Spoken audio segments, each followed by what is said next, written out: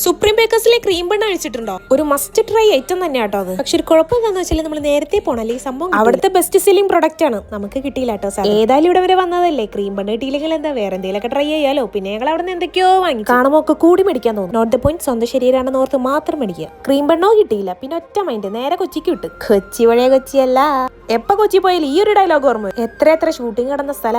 ഇപ്പൊ സമയം 12 മണിയായിട്ടോ, പക്ഷെ ഇവിടെ നിറച്ചു ആൾക്കാരായിരുന്നു. രാത്രിക്ക് ഇങ്ങനെ ഡ്രൈവിനൊന്നും എനിക്ക് ഭയങ്കര ഇഷ്ടമുള്ള കാര്യമാണ്. പിന്നെ അവിടെ കുറെ കുട്ടി ഷോപ്പുകൾ ഉണ്ടായിരുന്നു. നോട്ട് ദി പോയിന്റ്, കുട്ടികളായിട്ട് പോകുമ്പോൾ പോക്കറ്റ് കാലിയാവാൻ പറ്റിയ സ്പോട്ട്. പക്ഷെ സാരില്ല, ഇടക്കൊക്കെ അല്ലേ, ഉപ്പിലിട്ടത്, ഉപ്പിലിടാത്തത്, മുളകിട്ടത്, മുളകില്ലാത്തത്, അങ്ങനെ എന്തൊക്കെയോ ഐറ്റംസ് ഉണ്ട്. എല്ലാം ഒരു ഓക്കെ വലിയ ഹൈജീനൊന്നും പ്രതീക്ഷിക്കണ്ട. ഞങ്ങള് വലിയ കാര്യത്തിൽ മുളകിട്ട ഒരു മാങ്ങ മേടിച്ചതേ ഓർമ്മയുള്ളൂ. പിന്നെ ഉണ്ടായത് ചരിത്രം, അത് അത്രക്കങ്ങോട്ട് പോരായിരുന്നു. പിന്നെക്കൊക്കെ നല്ല ചൂട് മൊമോസ് വാങ്ങിച്ച്, അത് അടിപൊളിയായിരുന്നു. Baby always ഒറ്റോർക്കം.